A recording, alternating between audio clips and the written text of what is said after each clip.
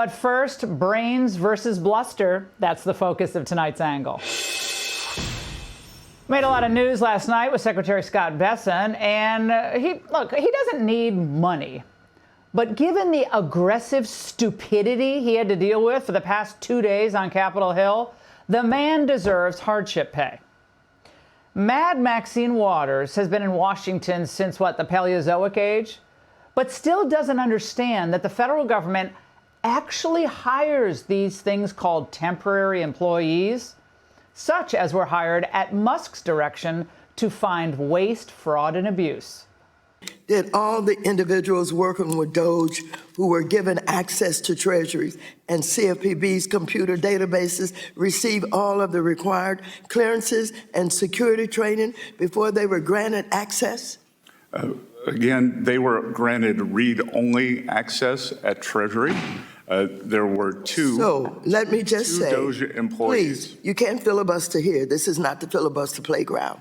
And so what you did was you let these strangers into our Treasury with access to all of the data, all of the personnel information, and you just opened the door. Why'd you do that? No, ma'am.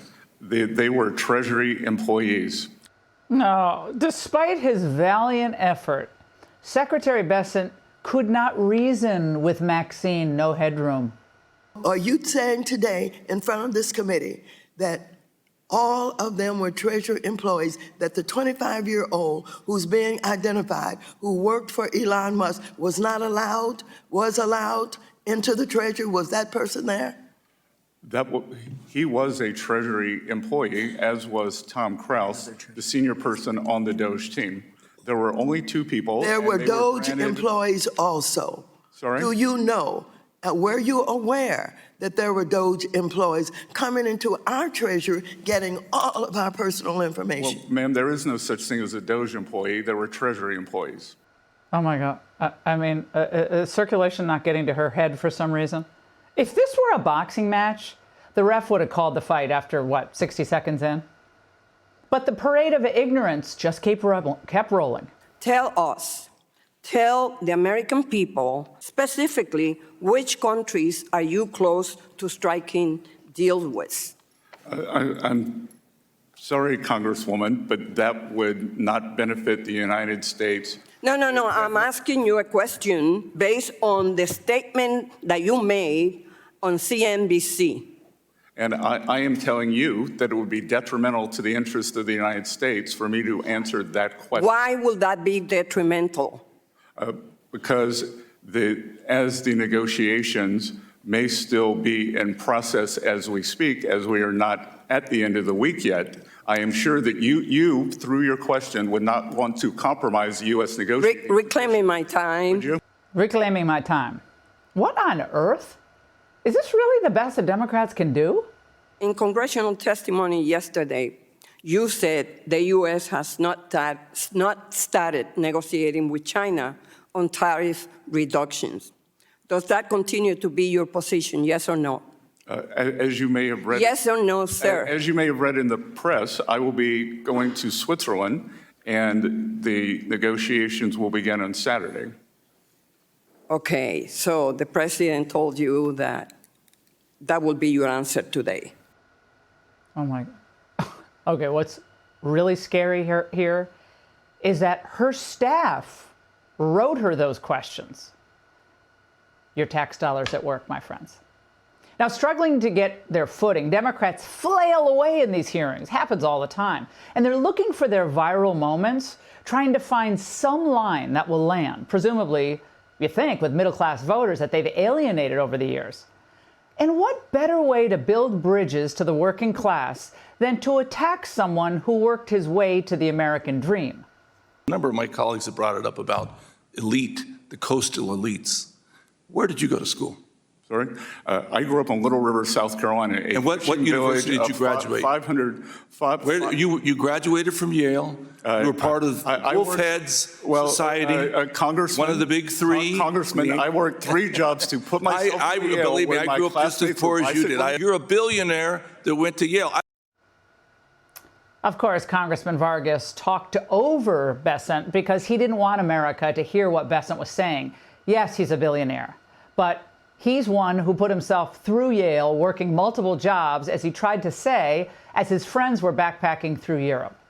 Again, Democrats are offering nothing new under the sun. They tried the same nonsense, remember, with J.D. Vance during the campaign. How did that work out for them? So it's crazy. Democrats are incapable, it seems, of changing tactics, of learning from failure. They're weighed down by a deficit of discernment and a surplus of stupidity. Most of all your testimony is always about the tax cuts and cutting costs, and it's always about tax cuts, and it's always about the rich. But nothing is ever said about poor. No tax on tips, no tax on Social Security, no tax on overtime. Sir, I read your testimony. That's not anywhere in here. Deductibility. That is not in here, sir. Deductibility. I am referring to your testimony and what I've listened to. She's either a dullard or a liar.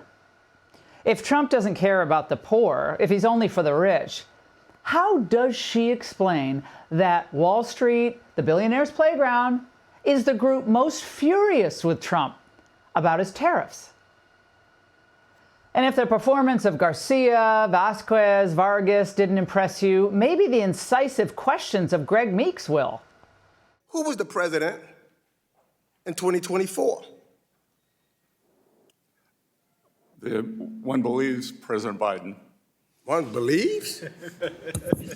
You one of those non-believers that the election, the American people didn't vote? I am not. You're not? You said one believes? Do you believe in the Constitution of the United States and it should be abided by? I believe in the Constitution of the United States. So you believe in it without any second thought. You don't have to think about it. You believe in it and you would abide by it.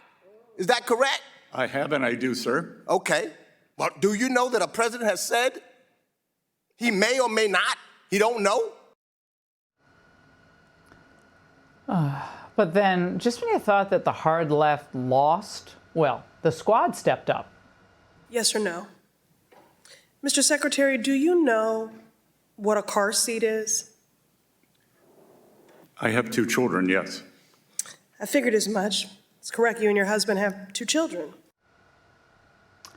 The administration had already hinted that it's considering exempting baby products, Congresswoman, from the tariffs, which shows the Trump administration's flexibility. It's a good thing. But Congresswoman Presley was there to grandstand and inadvertently made Trump's point that we're way too dependent on China for essential goods. There have consistently been more than 3.5 million babies born in the United States. That means millions of families in this country are doing what? Buying a car seat because it's essential and it is the law of the land. Approximately 9 out of every 10 car seats in the U.S. come from China. Well, here we go.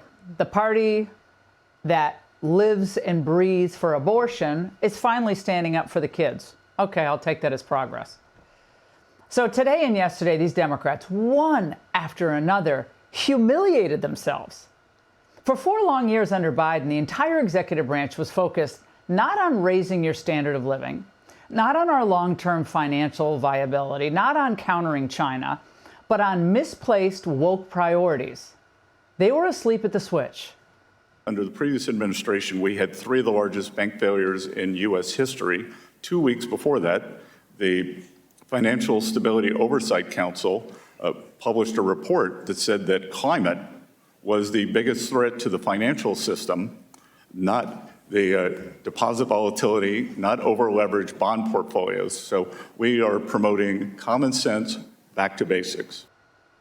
Democrats went from being the party of the little guy and common sense to being the party of hedge funds, Hollywood, and Silicon Valley. And as President Trump and his team have spent the last few months developing a program, it's very ambitious, to build a strong middle class that we all used to know growing up. Liberals have nothing but old talking points from the 80s. They have no plan B, they have no plan C, only plan F for failure. And that's the angle. Hey, Sean Hannity here. Hey, click here to subscribe to Fox News YouTube page and catch our hottest interviews and most compelling analysis.